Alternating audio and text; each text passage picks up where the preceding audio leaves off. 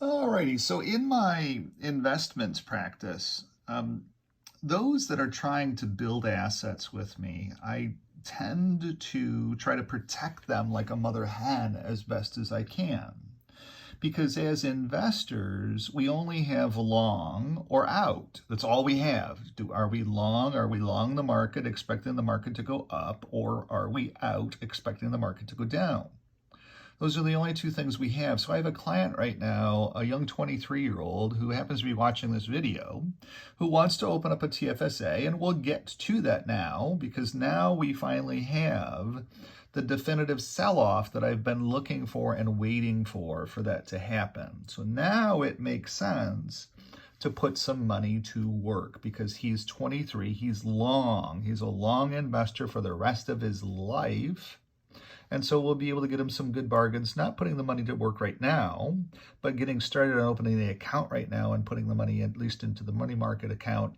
And then when things turn positive, I'll see it here in the spreadsheet and we'll move that money from the money market account into his account and actually start it working. So wanted to just be able to show you exactly what's going on. Here's the XLP index. It has now broken down.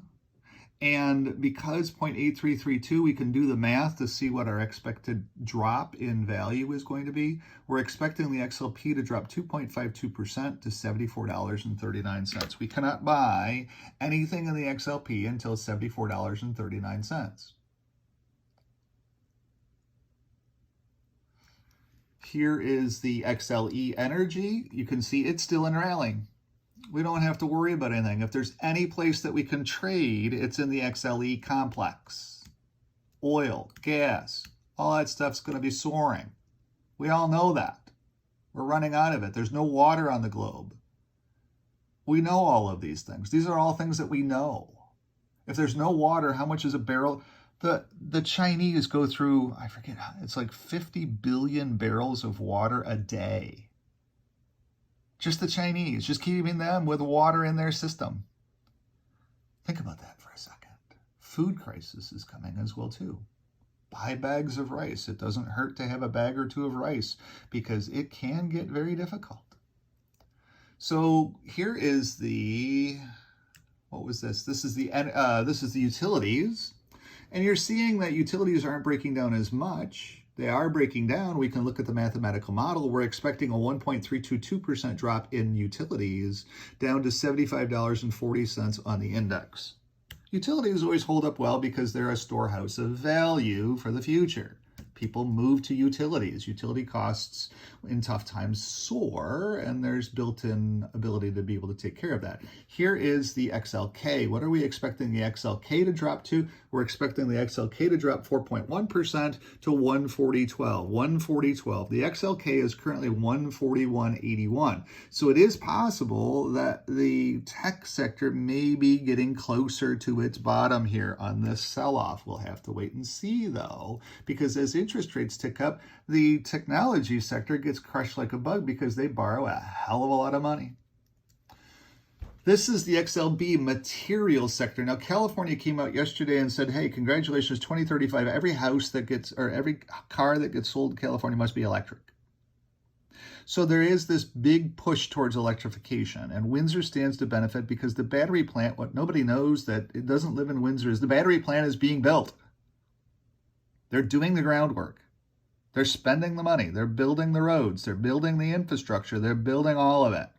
The battery plant is a go from the concepts of what I can see in the city of Windsor.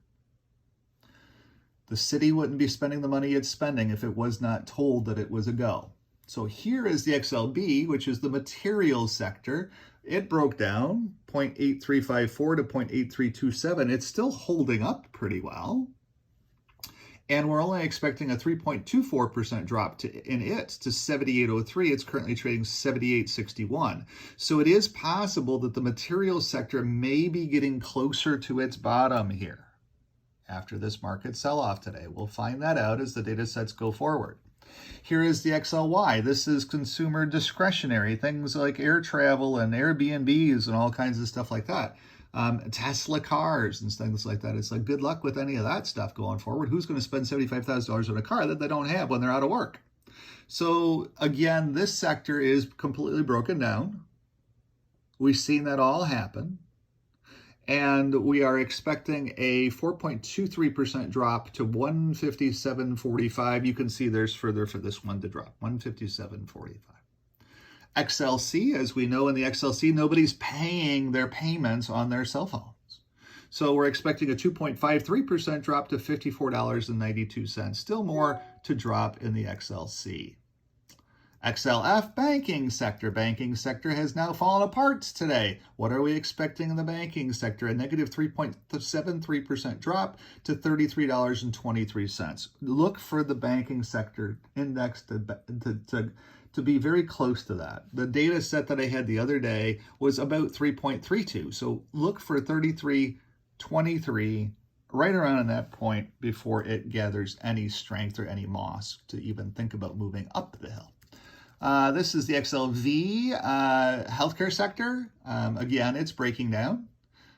We know all of that. We've seen it all happen. We're looking for a negative 3.14% drop in the healthcare sector to 125.37, 125.37. It was very interesting because Moderna came out today and filed a lawsuit against Pfizer because they say that Pfizer stole their formula for the COVID vaccine. And it'll be interesting to see how that lawsuit works through the court systems. It's going to take 3, 4, 5 years. XLI, this is the industrial sector. It is actually holding up. Why? Because the dollar is dropping, which makes our imports cheaper, which means that our industrial base can just hammer. That's why people aren't losing their jobs. Our industrial base is going gangbusters because the Chinese industrial base is frozen. They have no water over there. They have no food over there. They have no nothing over there. They have no money over there. They have absolutely nothing going on over there. So our U.S. industrial base is actually holding steady. It would make some sense. All of this makes sense. What's happening, what we're seeing in the data sets is making sense so far. Again, finally, it didn't make any sense last month. It's making lots of sense this month. So what are we expecting from the industrials? We're expecting a 3.61% drop to $94.46 in the index, 94.46. Looking at the broader Dow, here's exactly what to expect. So we're looking for a negative 3.08% drop from yesterday's close. Yesterday's close was a spike up close. Keep that in mind. So that helped us a little bit from downdrafts. But we're looking for a 3.08% drop or 1,025 points on the Dow, 1,025 points on the Dow. We're looking for the Dow to trade down to 32,265, 32,265, which is exactly what I was saying the other day. So we're looking at 32,2. 32,287 was the other day's note. We're now 32,265. So because we had that little spike up yesterday to give us a little bit of insulation, we can actually go underneath 32,265 to 32. So somewhere in that range, 32 to 32,265 is what our expectation is on the Dow to drop to so far. Until we have more data sets going forward, that's all that we have right now to be able to trade, what to expect. We know now exactly what to be looking for, 32,265 on the Dow and possibly a little bit less.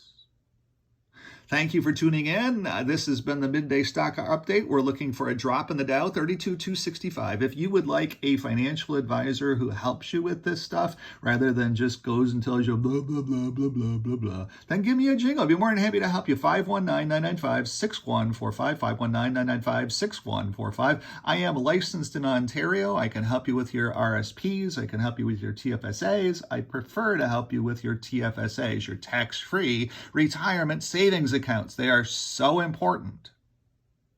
It is the one way that we can beat the government in our retirement. I also do a lot of life insurance, and as markets are dropping, we see the need for life insurance because life insurance is the only way on the planet to transfer net wealth assets from one generation to the next tax-free. It's the only way. And that tax-free generation of wealth and transfer of wealth is exceptionally important. If you have any wealth that you're thinking about transferring. I don't care if it's $100,000. We need to talk about a life insurance policy so that we can make sure that we have that transfer happen to your children or to your beneficiaries or whoever you want it to go to, your dog, your cat, your elephant. I don't care. We need to have conversations around how to tax-free transfer assets to the next generation so that the government cannot get their hands in all of that too, because the government is running out of money and they're trying to find money anywhere they can. Thanks for tuning in. Have a great day. 519-995-6145. Reach out. I will be happy to help. Have a good day.